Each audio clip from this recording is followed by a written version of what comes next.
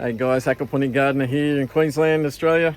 Look, in today's video I just wanted to highlight that not everything goes to plan and how I lost a few fish. A lot of my fingerlings have died overnight. And I'll show you how you can prevent that and so that you don't have the same problem.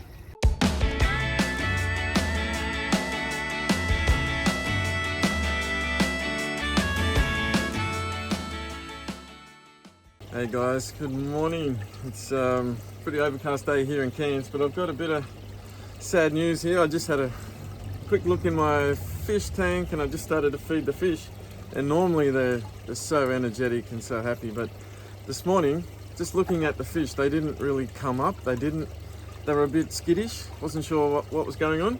Unfortunately, I found a few dead fish in here, so one of the harsh realities is these are my fingerlings.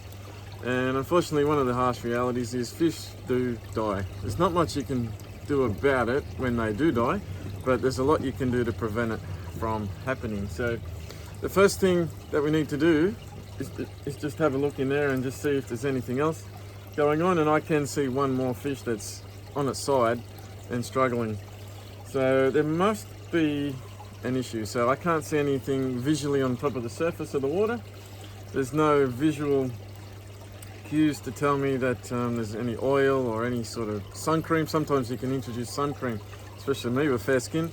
I often introduce sun cream, or I used to, into my systems and wondered why my fish were dying, because what that does is it stops the oxygen.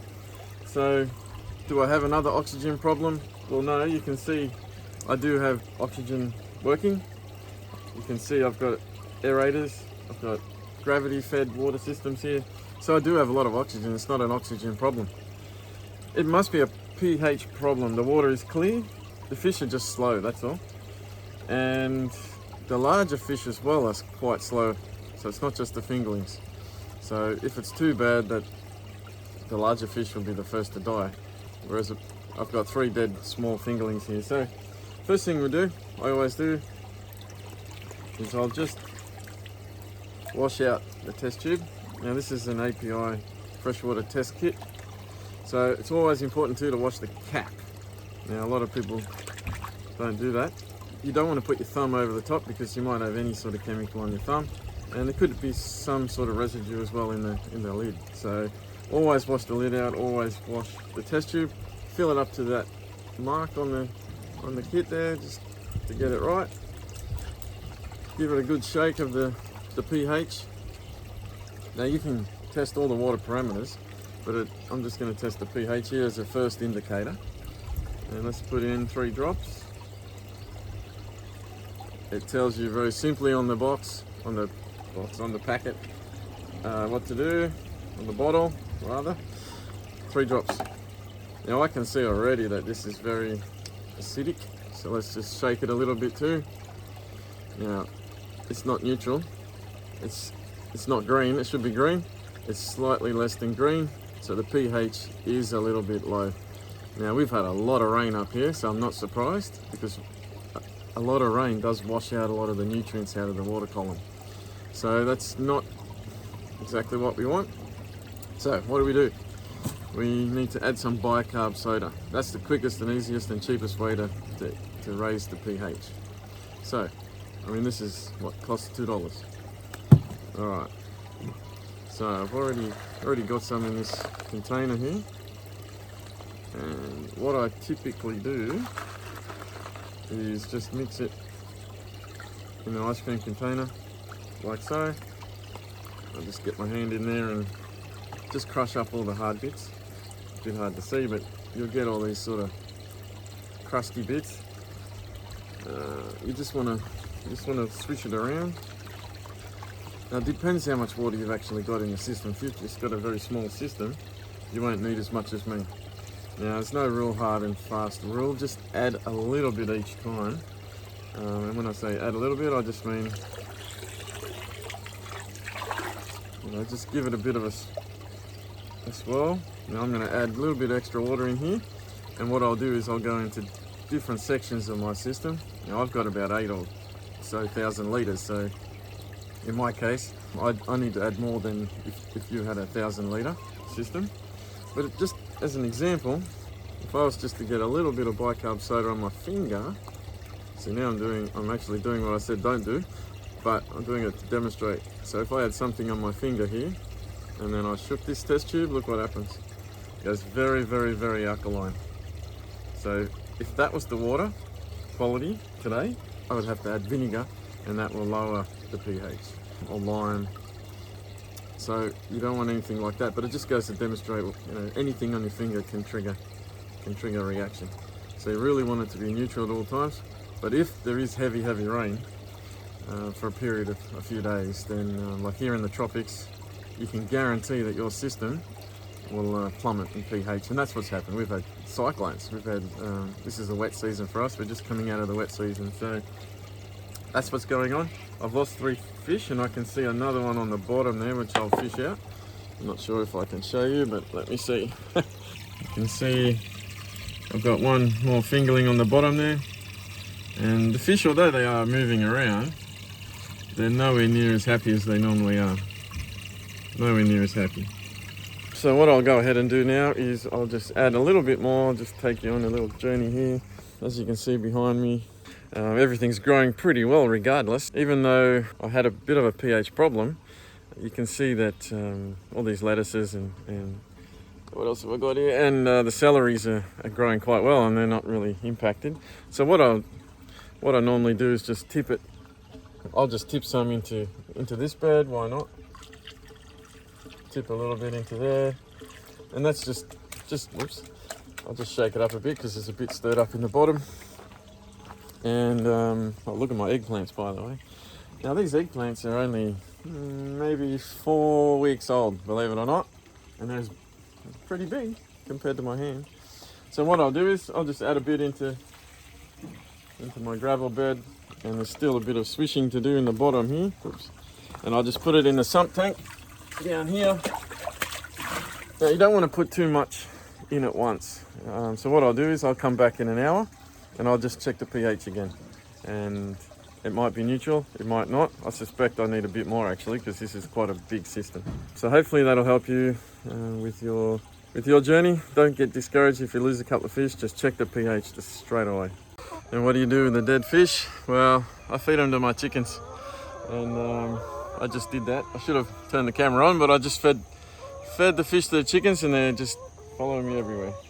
Hey, what else do you do with them? You can bury them if they're large fish, but the beauty of living in an organic permaculture style backyard, I've got chickens, I've got fish, I've got kids, and a dog. So between everybody, I can feed the scraps. I got worm farm as well. I can feed the scraps to any one of these guys. So the fish eat almost everything the chickens will eat. So I'm never short of somebody to feed, and of course the worms will eat it as well.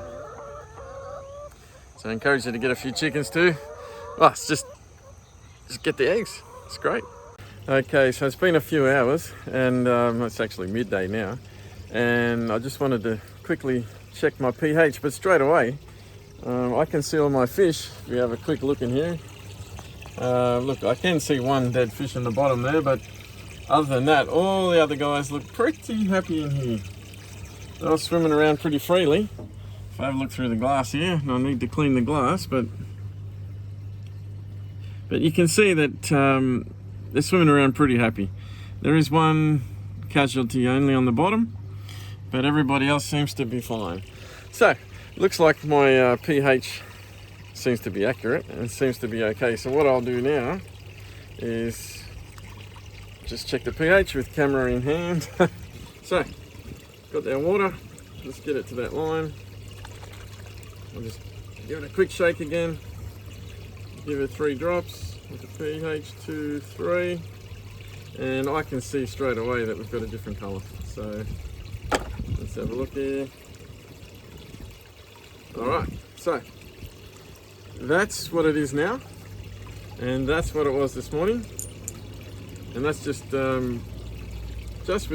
a handful of bicarb soda. That's just one handful. Now that's pretty, just slightly less than neutral, so I might add a little tiny bit more just to make it a bit more, but everybody's happy in here except for one fish. Sadly he couldn't handle the pH change. So that does happen as well. But look, we saved them. We saved them all. That's a huge difference. So if you just stagger it, just add a little bit, add it into, if you've got multiple tanks, add it into multiple tanks. That's the best way to do it. So let's just have a look at my big perch now. I've got a couple in this tank here. Let's just see how happy they are. I can't really see. They look pretty happy in there as well, which is awesome.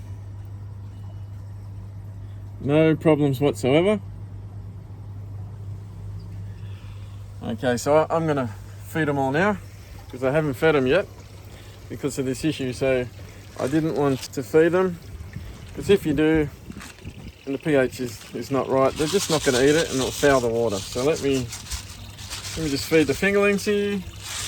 There's one dead fish floating. We don't want that. Okay, so I lost a couple. Just step back a little bit. There we go.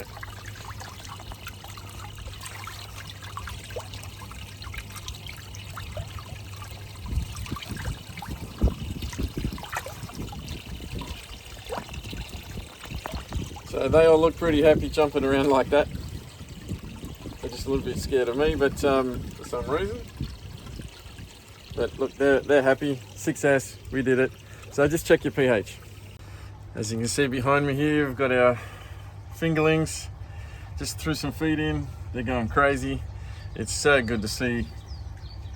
So good to see these happy little guys. They're growing well. I'm actually feeding them a couple of times a day as well. It's great. Hey, I really appreciate you watching, and I'd like to know what you thought of this video, so feel free to write in the chat box below. And if you're new to this channel and you'd like to know more, then hit that subscribe button, and if you wouldn't mind giving me a good old thumbs up so I know I'm on the right track. And just also let you know too that I do have a private Facebook group, and I go in there live every week and I answer questions from the chat as well. So feel free to join that as well, and I'll put it in the comment section below.